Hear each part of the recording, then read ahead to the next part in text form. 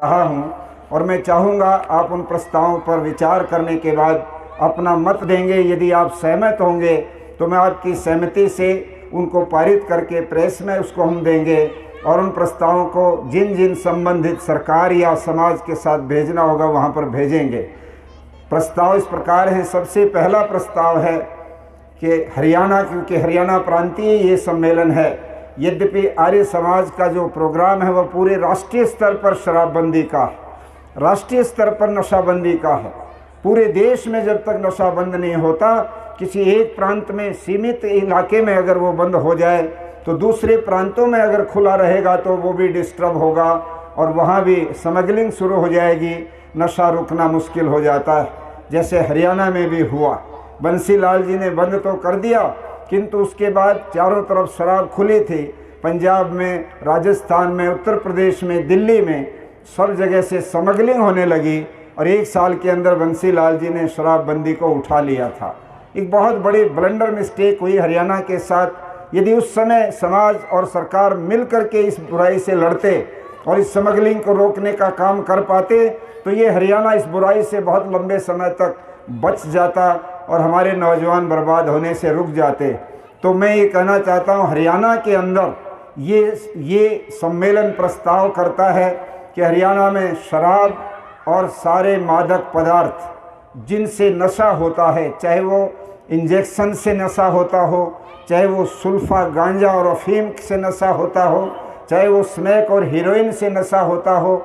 हरियाणा सरकार ने narcotics department तो बना दिया किंतु शराब के ठेके खुलेआम खुले रहते हैं। अभी पंचायत के चुनाव में बड़ा तमाशा देखने को मिला। ट्रक के ट्रक पेटियां शराब की उतर गई, चाहे वो सरपंच का कैंडिडेट था, चाहे जिला परिषद का या कोई भी कैंडिडेट था, सब लोगों ने खुलेआम शराबें मंगवाई किंतु एक भी जगह, किसी भी जगह पर आबकारी विभाग ने या सरकार की तरफ से पुलिस ने छापा नहीं मारा। उनको खुला मौका दिया। हमने कई जगह पूछा, इतनी ज़्यादा शराब कैसे बेची जा रही है, ये किस स्टॉक से आई है, उसका ज़रा पता रहना चाहिए। उस समय जवाब यही था कि ये तो अब कुएं में भांग पड़ी हुई है, अब तो मेला हो रहा है चुनाव का, अब रोक पाना मुश्किल है। जहां आकर के सरकार भी पीछे हट जाती है। जो एक एक बोतल के पीछे पकड़ लेते हैं लोगों को, वो एक एक घर के अंदर आज भी 500 और 1000 बोतलें सजी हुई हैं। मुझे एक व्यक्ति ने बताया कि पत्रकार थे लांबा, अभी जुई के 5 सरपंचों का सम्मान करने के लिए हम गए। वहाँ पर उन्होंने मुझे बताया, स्वामी जी, एक व्यक्ति मुझे घर ले गया और कहने लगा, आओ मैं अपनी उपलब्धि बताता हूँ। जिस भी कैंडिडेट ने वोट मांगी उसी से कह लिया पहले बोतल दो, और उसने 4 जगह दिखाई। टांड के ऊपर लगभग 200-250 बोतलें रखी हुई, एक ट्रंक में जो महंगी बोतल आती है शराब की, जो अंग्रेजी उस ढंग की जो नाम होते हैं, जो रम वगैरह और वाइन की जो बोतलें थी, जो कई सौ की एक एक बोतल, पूरा ट्रंक उससे भर रखा, बिस्तरे बाहर और उसमें शराब। और एक और दूसरी तरफ ले गया, वहाँ पर पेटियाँ की पेटियाँ उसने लगा रखी। बोले ये खरीद के लाए हो या कैसे? बोले नहीं, कैंडिडेटों से तय कर लिया, शराब रोज़ इतनी मुझे चाहिए तो वोट दिलवा दूंगा, ना तो नहीं। और उस समय कैंडिडेट की हालत ऐसी हो जाती है कि उससे कुछ भी आप हाँ भरवा लो वो हाँ भरेगा, कुछ मांग लो वो देगा। वोट की कमजोरी आदमी की इतनी बन गई है कि शराब बांट करके लोगों के घर भर डाले। इस शराब को फिर बच्चे भी देखेंगे पीते हुए, जवान भी देखेंगे और पीने भी लग जाएंगे। आज सारी जगह पर यह हालत हो गई है। तो हम ये मांग करते हैं सरकार से कि पूरे प्रदेश में शराब और जितने नशे के और पदार्थ बिकते हैं, चाहे वो लाइसेंस के बिके चाहे गैर लाइसेंस के बिके, उन पर प्रतिबंध लगना चाहिए। अभी सरकार ने एक संशोधन किया है, मैं आपसे निवेदन करूंगा, नई पंचायतें बनी हैं, अभी से जो सरपंच बने हैं उनको आप अपने विश्वास में ले लो। सरकार ने कह दिया हम प्रस्ताव पर ठेका तो उठा देंगे अगर ग्राम पंचायत का ठेका आया तो, परंतु सरपंच को ये जिम्मेदारी देनी पड़ेगी कि हमारे गांव में शराब नहीं बिकेगी। सरकार ने एक छोटा सा लेकुना छोड़ा हुआ है पहले कि भाई प्रस्ताव तो तुमने कर दिया किंतु तुम्हारे गांव में अवैध शराब बिकने के 40 मामले आए हैं। मैं खुद टिटोली गांव का उदाहरण देता हूं, जहां आश्रम है, मैं भी वहां पर आता हूं, रुकता हूं। और वहां मैंने गांव में आर्य समाजी विचार के सरपंच बन गए थे, उनसे कहा भी प्रस्ताव करो, प्रस्ताव कर दिया, भेज भी दिया। मैंने कैप्टन अभिमन्यु, उस समय आबकारी मंत्री थे, उनसे पूछा कैप्टन साहब इस गांव में तो बंद करो, कम से कम ये तो आर्य समाजी गांव है, पंचायत में भी आर्य समाजी आ गए, वहाँ पर रोज़ हवन होता है आर्य समाज मंदिर में, हमने भी स्वामी इंद्रवेश जी के नाम से आश्रम बना रखा है। तो कैप्टन साहब ने कहा मैं पता लगाता हूँ। मालूम पड़ा तो आबकारी विभाग ने कह दिया जी 40 लोगों पर मुकदमे दर्ज हो गए अवैध शराब बिकने के। जिस गांव में ऐसा होगा वहाँ ठेका खोलना ही पड़ेगा, वो ठेका नहीं उठा सकते। अब बताइए वो जो अवैध शराब कौन बिकवा रहा है, वो भी तो कोई न कोई प्रशासन का आदमी बिकवाता है, वो भी तो कहीं न कहीं पुलिस के संरक्षण में बिकती है। इस तरह से ये इस तरह के कोने ढूंढ रखे हैं लोगों ने शराब को जारी रखने के लिए। किंतु अब मैं ये चाहता हूँ हम सब लोग ये तय करें, अपने अपने गाँव में पंचायतों से प्रस्ताव करा के भेजें, और ये मांग है हमारी कि हरियाणा को पूरी तरह से नशा मुक्त किया जाए। केवल नारकोटिक्स नहीं बल्कि शराब को भी शामिल किया जाए। शराब लालच के कारण से सरकारें बेचती हैं, क्योंकि उससे करोड़ों रुपए का जो है एक्साइज ड्यूटी आती है, और उसको कहते हैं अब इससे हम विकास करेंगे। विकास किस चीज़ का करोगे जब आदमी का विनाश हो जाएगा? जिसके लिए विकास करना चाहते हो उस विकास का उपभोग कौन करेगा? क्या सारा प्रदेश शराबी बनकर के उस विकास को उसका लाभ उठाएगा? इसलिए एक प्रस्ताव ये है। दूसरा प्रस्ताव है गूगल के ऊपर, ये जो टेलीफोन आ रहे हैं इसका एक गूगल है, और उस गूगल के ऊपर एक इस तरह के जो है वो आते हैं प्रोग्राम, पोर्नोग्राफी के प्रोग्राम आते हैं। पढ़े लिखे लड़के जानते हैं, आप उनको क्लिक करके देखोगे तो इतनी गंदगी भरी चीज़ें उसके अंदर है कि मैं उनके बारे में शब्दों से कह नहीं सकता। स्वयं मैंने उसको ऑन करके देखा और मैं आश्चर्य में पड़ गया कि ये क्या है। मुझे भी इतनी ज़्यादा जानकारी नहीं इस टेलीफोन की, और मैंने जैसे तैसे ढूंढ रहा गूगल में है क्या बीमारी, देखें तो सही। तो मैं आंख बंद कर ली मैंने, इतने गंदे उसमें चित्र, इतनी गंदी बातें, इतनी गंदी हरकतें उसमें आ रही हैं। सरकारों की तरफ से ये तो आता है फेसबुक पर और सोशल मीडिया पर, व्हाट्सएप पर, ये चीज़ों पर प्रतिबंध लगाओ कि लोगों की प्राइवेसी को डिक्लेयर ना करें। ये क्यों नहीं आदेश दिया जाता कि ये गंदगी बंद करो जिसको हमारे बच्चे बड़े नौजवान देख करके बर्बाद होने लग रहे हैं। इसलिए मैं मांग करता हूँ इस सम्मेलन के माध्यम से कि इस तरह का जो भी गूगल के ऊपर गंदगी आज परोसी जाती है, जो बच्चों के चरित्र के गिरावट का सबसे मजबूत कारण है, उसके ऊपर प्रतिबंध लगवाने के लिए सरकार कदम उठाए। जो भी लीगल उसमें प्रोसेस हो उसको पूरा करे और इस गूगल के इस मैटर को साफ करे। इसी प्रकार से सरकार के द्वारा या सरकार के बहुत बड़े बड़े पदों पर बैठे नेताओं के द्वारा, मुख्यमंत्री, प्रधानमंत्री, राष्ट्रपति या मंत्रियों के द्वारा उनकी उपस्थिति में होने वाले अनेक प्रकार के पाखंड और अंधविश्वास के जो कार्यक्रम हैं, उनको उनके उपस्थिति में उनको घोषित करना, दिखाना, टीवी पर दिखाना, अखबारों में उसको प्रसारित करना और उन कार्यक्रमों को अपनी उपस्थिति से मान्यता देना, मैं ये समझता हूँ ये संविधान का उल्लंघन है। संविधान के अनुसार इस तरह की कोई चीज़ नहीं दिखाई जा सकती जो विज्ञान के विपरीत हो, जो तर्क के विपरीत हो, जो अपनी बुद्धि और विवेक के विपरीत हो। किंतु आज हम देखते हैं कि इतने ज़्यादा अंधविश्वास और पाखंड आज आ रहे हैं कि करोड़ों करोड़ों रुपया सरकार का उस पर लग जाता है, और हम थोड़ा प्रचार करते हैं उससे कई गुना ज़्यादा प्रोपेगेंडा करके वे लोग उसको बढ़ा देते हैं। इसको भी रोका जाना चाहिए। और चौथा प्रस्ताव है गाय को राष्ट्रीय पशु घोषित किया जाए। आज गौवंश बर्बाद हो रहा है। सड़कों पर गाय के बछड़े और बैल और दूसरी जो बेचारी दूध नहीं देती वो गाय भी आज धक्के खाती फिरती हैं। आज वो पॉलीथीन खा करके और अपने पेट में गंदगी इकट्ठी कर लेती हैं। ऑपरेशन होता है तो 40-40 किलो, 1.5 जो है मन 60-60 किलो पॉलीथीन निकलती है गायों के भीतर से, और तड़प तड़प के वो बेचारी मर जाती हैं। हम सरकार को ये योजना देना चाहते हैं, जितनी सरकारी ज़मीन है, जितनी सामलात भूमि है, उसमें से कुछ ज़मीन अलग से स्पेयर करके गायों के बड़े बड़े बाड़े बनाए जाएं, उनके संवर्धन केंद्र बनाए जाएं, और उनमें जो भी गोवंश है, चाहे वो बैल है, बछड़ा है या दूसरी गाय है जो दूध नहीं दे पाती, उनके गोमूत्र से, उनके गोबर से, गोमूत्र से अनेक तरह की दूसरी दवाइयाँ भी बहुत सारी चीज़ें बनती हैं, और उनके गोबर से आप जो है कृमि जो बनता है खाद वो बना सकते हैं, उनका उपयोग लीजिए, बजाय इसके कि उनको सड़कों पर धक्के खाने के लिए मजबूर करें। ये गौओं का देश है, ये कृष्ण का और राम का देश है, जहाँ गाय की पूजा की जाती थी। हजारों हजारों गाय एक एक घर में कभी हुआ करती थी, आज देखने को गाय नहीं मिलती। और हम लोग गौ हमारी माता है, देश धर्म का नाता है, ये कह करके अपनी बात को पूरी कर लेते हैं और गाय बर्बाद होती चली जा रही हैं, मरती चली जा रही हैं। इसलिए मैं कहता हूँ कि गाय के इस जो बर्बादी है उसको रोकने के लिए गौ संवर्धन केंद्र स्थापित हों और गाय को राष्ट्रीय पशु घोषित किया जाए। इसी प्रकार से एक बहुत महत्वपूर्ण प्रस्ताव आप सब की इजाज़त से मैं रख रहा हूँ। पूरी दुनिया के अंदर स्वामी विवेकानंद नाम का भी एक एयरपोर्ट है रायपुर के अंदर, और वो अंतर्राष्ट्रीय एयरपोर्ट है। इसी तरह से बहुत सारे लोगों के नाम से और भी एयरपोर्ट हैं, राजीव गांधी जी के नाम पर भी है, और अब तो दीनदयाल उपाध्याय और पता नहीं किस किस सब पार्टियों के लोग अपने नेताओं के नाम पर चीज़ें घोषित करते चले जाते हैं। और धर्म के क्षेत्र में अगर हो रहा है तो विवेकानंद से आगे कोई बढ़ता नहीं। हम ये कहते हैं कि इस देश को और दुनिया को सही मार्ग दिखाने वाले महर्षि दयानंद सरस्वती का आज तक सरकारों ने या कहीं भी कोई ऐसा इस तरह का ऐतिहासिक स्थल घोषित नहीं किया जो पूरी दुनिया के लोग उस नाम को पढ़ें और जानें।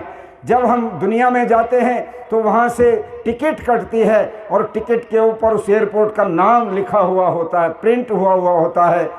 तो जेवर के अंदर जो दिल्ली से लगभग 100 किलोमीटर दूर है, टप्पल के पास इधर पलवल से अलीगढ़ जाते समय, वहाँ पर अंतर्राष्ट्रीय एयरपोर्ट बनने जा रहा है और उसका जल्दी ही नामकरण भी होगा।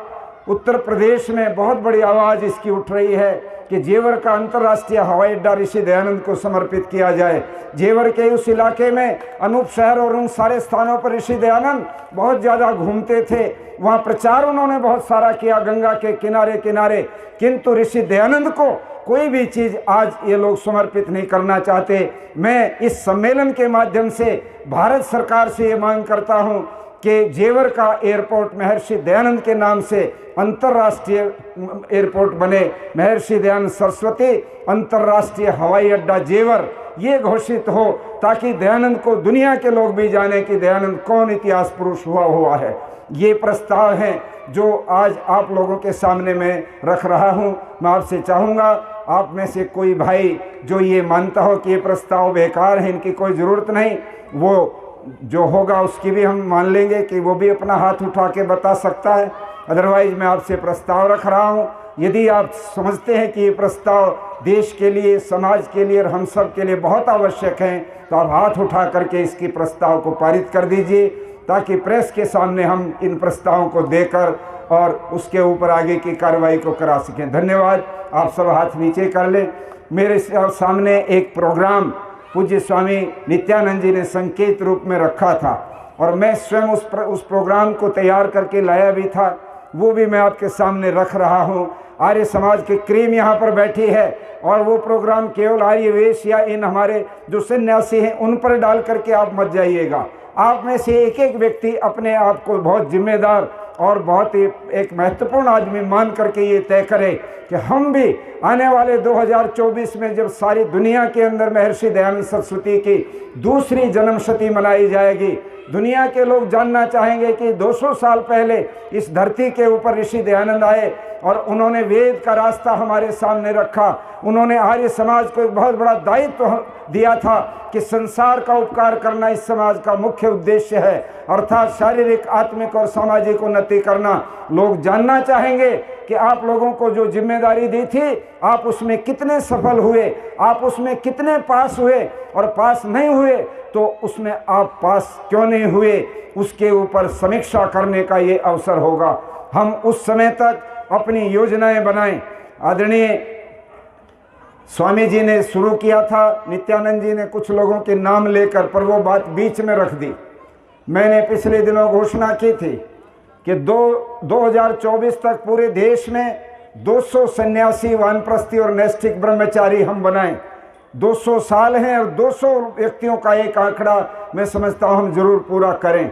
आज आप देखते हो ये तो स्वामी इंद्रवेश जी का तप और उनका एक प्रकार से प्रभाव था, उनका चुंबकीय व्यक्तित्व था कि आज आर्यवेश जी के अतिरिक्त रामवेश जी, ओमवेश जी, ये आदित्य वेश जी, मुक्ति वेश जी, विजय वेश जी, इधर नित्यानंद जी, ये सन्यासी जो आपको दिख रहे हैं, पूरे आर्य जगत में आप दृष्टि डाल करके ढूंढते रहना। आर्य समाज में सन्यासी कम होते जा रहे हैं भी तो उनके पास कोई योग्यता, उनके पास कोई तप त्याग, कोई तेज दिखाई नहीं देता कि वो लोगों में एक आंदोलन खड़ा करने की योग्यता रखते हो। ये तो स्वामी इंद्रवेश जी ने ये रास्ता हम लोगों को दिया, पूरी बड़ी बड़ी शिक्षाएं पूरी करके इस रास्ते पर हम सब लोग उतरे। स्वामी ओमवेश जी, इन्होंने MSc एग्रीकल्चर कभी किया था और उत्तर प्रदेश में बहुत बड़े अधिकारी के रूप में ये नौकरी करते थे उस समय शाहजहाँपुर में, और उसको छोड़ करके ठोकर मार करके ये आए थे। और दिल्ली के रामलीला मैदान में 1983 में जब महर्षि दयानंद की जन्म बलिदान शताब्दी मनाई, तब इन्होंने सन्यास की दीक्षा लेकर भरी जवानी में ये रास्ता अपनाया था। स्वामी रामवेश जी बैठे हैं, 1967 में नरवाना में नौकरी करते थे। एक आह्वान पर, स्वामी इंद्रवेश जी के एक आग्रह पर कि शास्त्री जी अब ये जीवन देश के लिए चाहिए, नौकरी तो सारी उम्र करते रहोगे, उसके बाद संन्यास लेने का कोई महत्व नहीं होगा। इन्होंने वापस जवाब नहीं दिया और बिना त्याग पत्र दिए दोबारा स्कूल भी नहीं गए, फिर वो स्कूल देखा भी नहीं, उसको ठुकरा करके उस नौकरी को, नहीं तो आज हजारों रुपया इनकी भी पेंशन होती, ठाट बाट से अपने घर बना करके रहते। इन्होंने अपने सिर पर कफन बांधकर और इस टोली में अपने आप को शामिल कर लिया।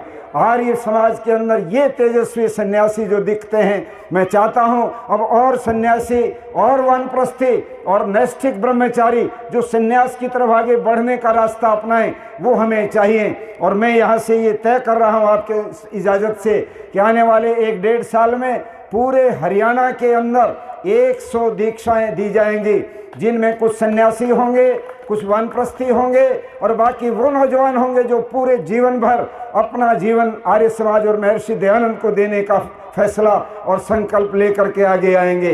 अब आप सोचते जाइएगा, जिन लोगों की जिम्मेदारी घर में अब नहीं है, और नहीं तो कम से कम वो वानप्रस्थ तो ले ही सकते हैं।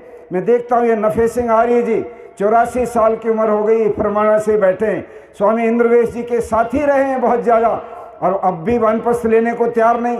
पगड़ी सिर पे लाल जरूर बांध रखी है, किंतु राजेश जी आपकी जिम्मेदारी है, जल्दी जलसा रखो और गांव में आकर के इनको वानप्रस्थ की दीक्षा देनी है।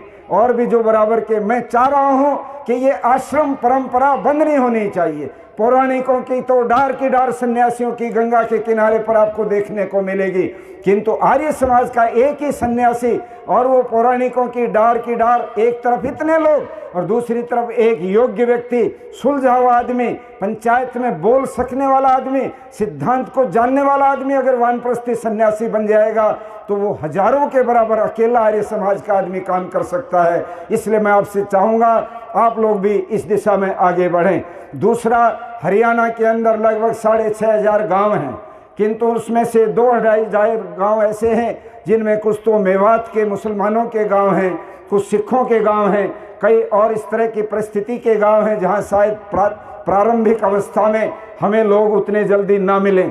किंतु बाकी जितने गांव हैं, मैं ये समझता हूं कि एक भी गांव हरियाणा का अब ना बचे जो इन दूसरे जो मत संप्रदाय के लोगों के गांव हैं उनसे बाहर। मैं कह रहा हूं कि जहां पर आर्य समाज, स्त्री आर्य समाज और आर्य युवक परिषद का संगठन ना बने, 11 आर्य समाज के सदस्य बनते हैं, 11 स्त्री आर्य समाज की सदस्य बहनें बनती हैं और 11 युवक बनते हैं। इस तरह से एक संगठन का सिलसिला हम सब लोग तैयारी करें। अपने आसपास के छोटे छोटे गांवों में, ढाणियों में हम चले जाएं, वहां बैठ करके 2-4 आदमियों से तैयारी करके लिस्ट बनाएं और धुआंधार आप लोग लिस्ट भेजना शुरू कीजिए। हम उसको सोशल मीडिया पर भी डालेंगे, उसको पत्रिका में भी छापेंगे।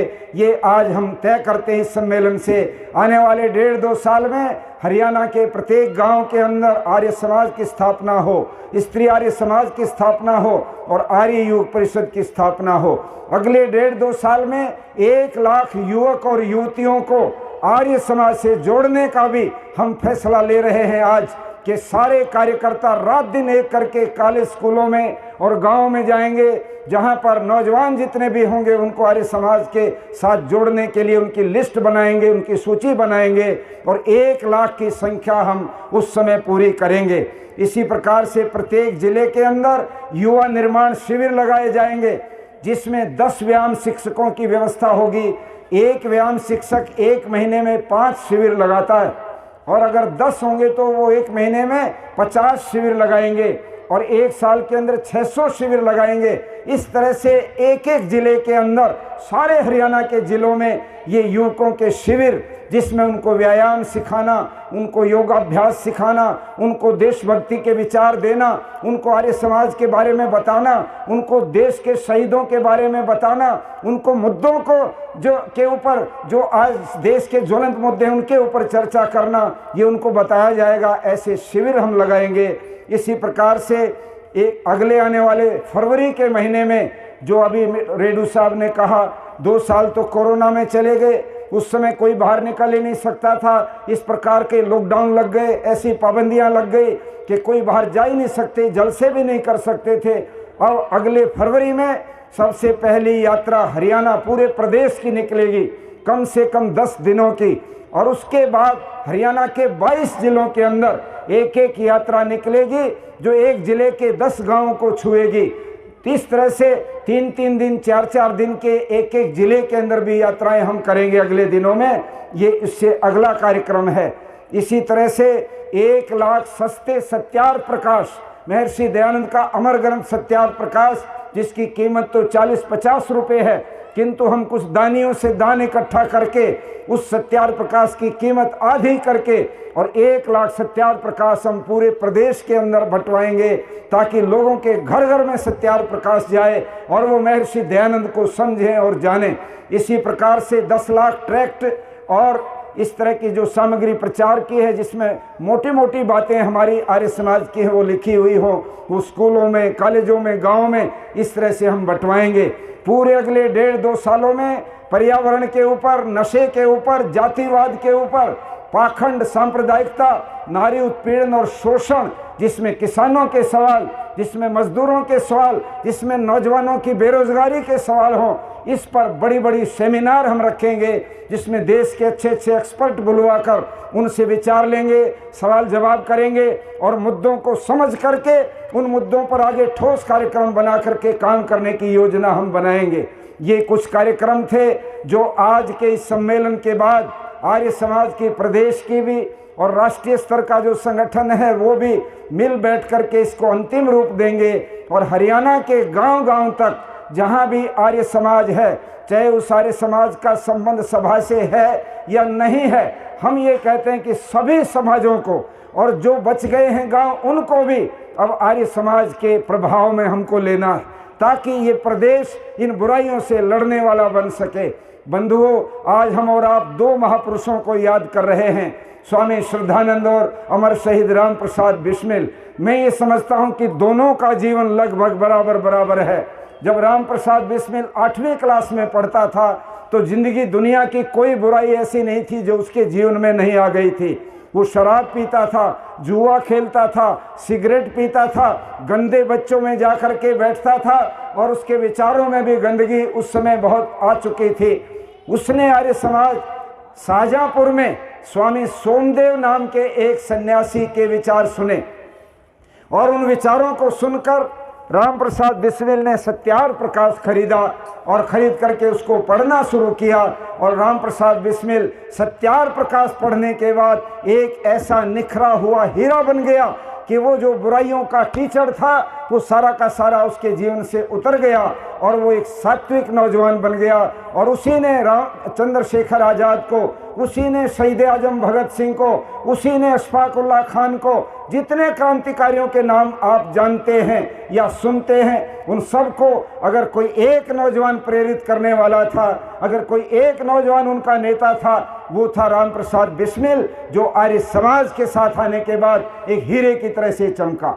ठीक यही अवस्था स्वामी श्रद्धानंद की थी। स्वामी श्रद्धानंद जी जिस समय उनके पिता नानक चंद कोतवाल बरेली में थे तो बरेली से ट्रांसफ़र हो गया, वो बनारस चले गए, बनारस से ट्रांसफ़र हो गया, वो बलिया चले गए।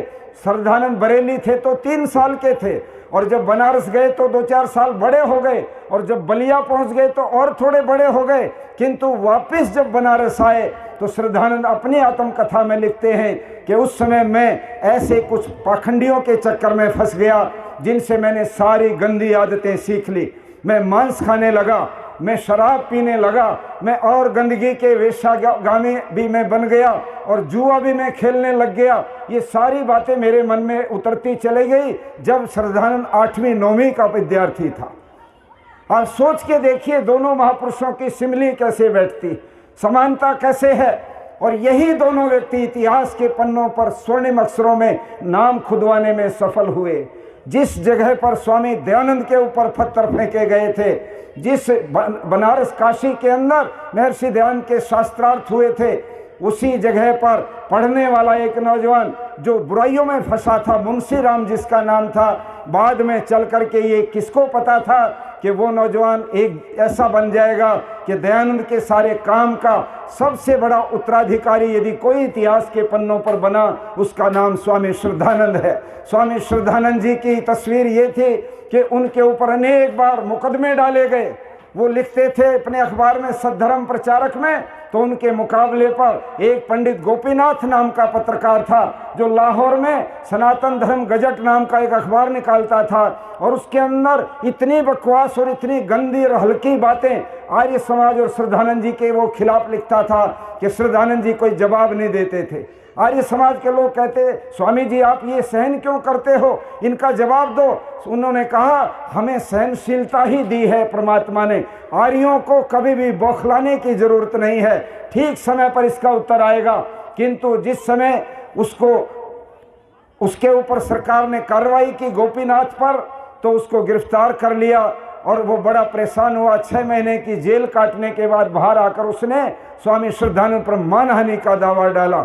एक उनके मित्र थे जो दूसरे उनके साथ प्रबंध करते थे, बस्ती राम थे, और इसी तरह के और दूसरे साथी थे।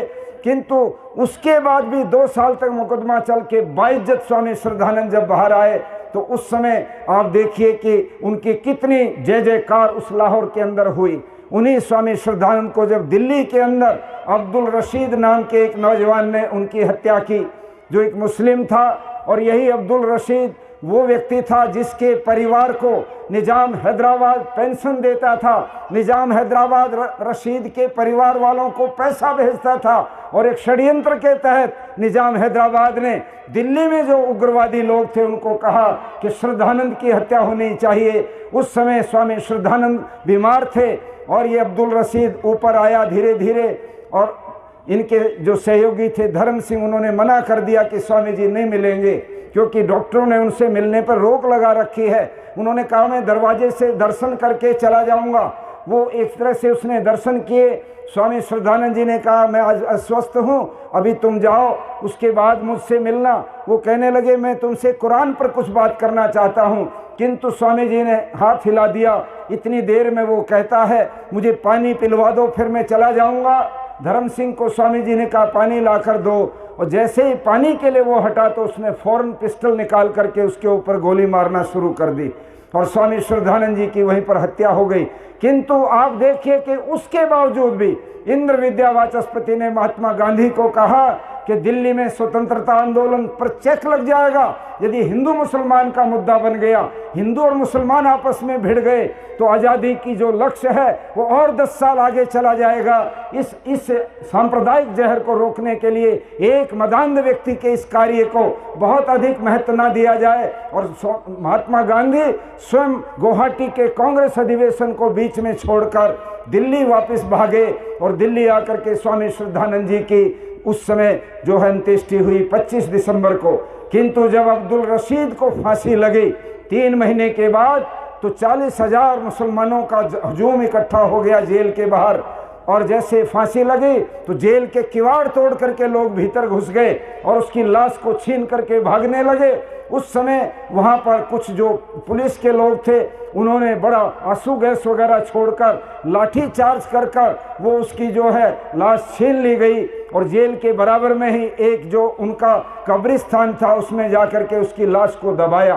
कहने का मेरा मतलब ये है कि स्वामी श्रद्धानंद इस देश के इतिहास के अंदर एक ऐसा व्यक्तित्व है कि उस समय की पूरी कांग्रेस अपना सिर मार करके ढूंढ ले, उनके बराबर के कद का व्यक्ति नहीं मिलता।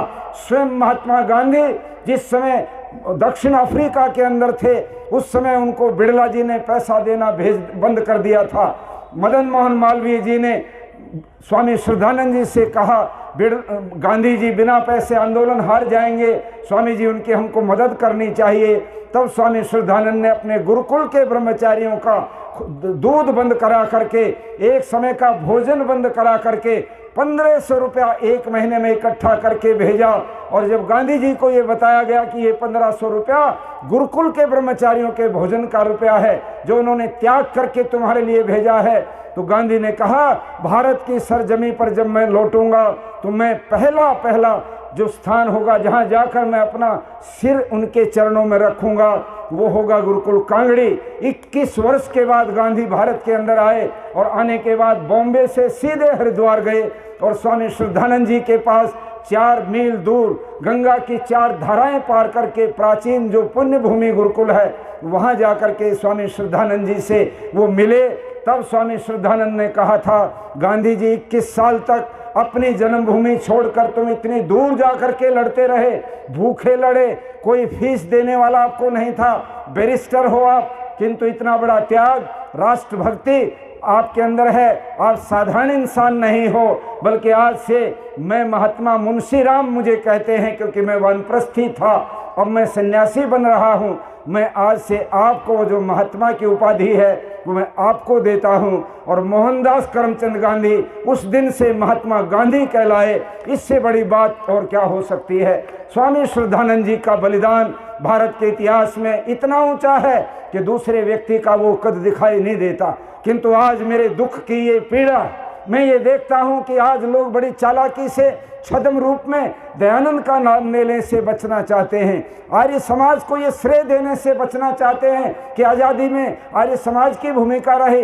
ये कहने से अपने आप को छिपाते हैं कि भगत सिंह के दादा सरदार अर्जुन सिंह ने सिख होते हुए दयानंद सरस्वती से ये जो पवित लिया, ये कहते हुए वो सकुचाते हैं कि श्याम जी कृष्ण वर्मा को स्वामी दयानंद ने लंदन भेजा और लंदन में श्याम जी कृष्ण वर्मा ने इंडिया हाउस खरीदकर और उसमें क्रांतिकारियों को संगठित किया। इंडिया हाउस के अंदर हर सप्ताह हवन होता था। अभी पिछले दिनों रजिस्टर उसका जब मिला, उस रजिस्टर में हस्ताक्षर करने वाले लोगों में दादा भाई नौरोजी का नाम आता है, उसके अंदर वीर सावरकर का नाम आता है, उसमें लाला हरदयाल का नाम आता है, उसमें भीकाजी कामा का नाम आता है, पृथ्वी सिंह आज़ाद का नाम उसी में आता है। अनेक क्रांतिकारी सारे के सारे श्याम जी कृष्ण वर्मा ने इंग्लैंड में जाकर के इंडिया हाउस में जोड़े और बाद में लाला हरदयाल ने गदर पार्टी बनाई अमेरिका में जाकर। वो स्वामी दयानंद के परम शिष्य थे श्याम जी कृष्ण वर्मा। कोई उनके बारे में नहीं बताता, छिपाते हैं इस बात को। मैं आज ये इस मंच से सार्वजनिक रूप से पूछना चाहता हूँ, क्यों संकोच है आपको ये कहने में कि इस देश की आज़ादी में स्वामी दयानंद के गुरु स्वामी विरजानंद का सबसे बड़ा ऐतिहासिक योगदान रहा है।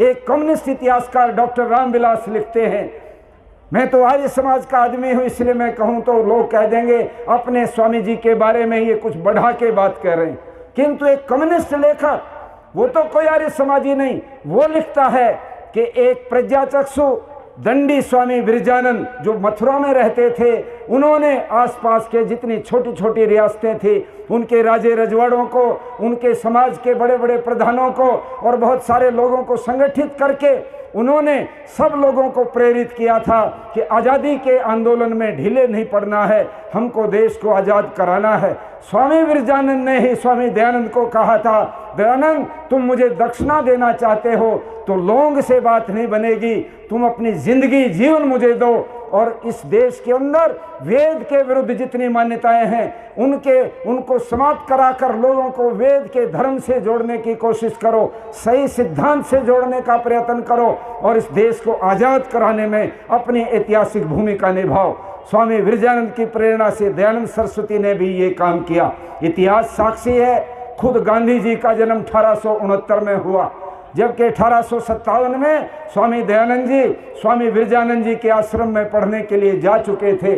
उस समय विरजानंद की प्रेरणा उनको प्राप्त हुई और गांधी जी छोटे से बच्चे थे। तब तो दयानंद सरस्वती ने 1875 में सत्याग्रह प्रकाश में लिख दिया था कि विदेशी राजा कितना ही भी अच्छा हो, चाहे वो माता पिता के समान भी व्यवहार करता हो, तो भी स्वदेशी राजा से वो कभी अच्छा नहीं हो सकता। इसलिए अपने देश का राज्य हो, अपनी स्वभाषा हो, अपना स्वधर्म हो, अपना स्वराज्य हो और हम अपने ही देश के लिए लड़ें, काम करें, ये दयानंद ने नारा दिया। आज लोग इस नारे को इधर उधर बांट रहे हैं। आज ऐसे ऐसे लोगों के इतिहास बनाए जा रहे हैं जिन्होंने अंग्रेजों का साथ दिया, जिन्होंने अंग्रेजों के आगे माफी मांग करके और जेलों से बाहर निकल करके चले आए।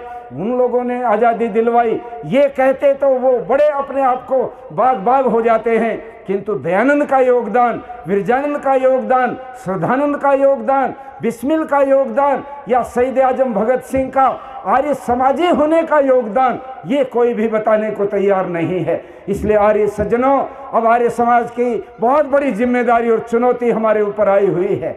हमको अपने ही गले में ढोल बांधकर दयानंद की आवाज़ को घर घर और गांव गांव तक पहुंचाने की ज़रूरत है। स्कूलों में, कॉलेजों में हम लोगों को जाके कहना होगा कि दयानंद को कभी भी इतिहास से मत वंचित कर देना। यदि दयानंद को तुम लोगों ने इतिहास से हटाया तो बहुत बड़ा हानि हो जाएगी। मैं समझता हूँ, मैं बोलता चला जाऊँगा क्योंकि भीतर भावनाएं भी बड़ी ज़ोर से जोर मार रही हैं। हमारे बीच में हमारे बहुत ही सम्मानित साथी, ये इंडस जो ग्रुप है एजुकेशन का बहुत बड़ा, उसके आप डायरेक्टर आदरणीय सुभाष शौरान जी भी हमारे बीच में पधारे हैं। मैं चाहूँगा वो भी दो शब्द इस अवसर पर कहेंगे। मैं आप लोगों का आभार व्यक्त करने से पहले एक निवेदन करूँगा। 5-7 मिनट का और थोड़ा सा कार्य रह गया है, मैं थोड़ा लंबा जरूर बोल गया, किंतु ये बातें बतानी जरूरी थी। आप एक क्रीम के रूप में यहाँ पर इतने महत्वपूर्ण लोग हैं, आप लोग ही आने वाले इस कार्यक्रम को इम्प्लीमेंट करने में इसके बहुत मजबूत एक तरह से सहयोगी बनेंगे। इसलिए ये बातें मैंने थोड़ी सी समय अधिक लेकर के कह दी। मैं अब अपनी वाणी को विराम देता हूँ। जिन महानुभावों का सम्मान हम करना चाहते हैं उनसे क्षमा याचना करते हुए निवेदन करूँगा, वो अब मंच की तरफ आ जाएंगे। पूज्य स्वामी जी उनके नाम पुकार लेंगे और हम उनको बहुत ही श्रद्धा से सम्मानित करेंगे उनकी सेवाओं के लिए जो उन्होंने आर्य समाज के संगठन की और अपने समाज की है। इन सब बातों के साथ आप सबका बहुत बहुत धन्यवाद। सबको सादर नमस्ते।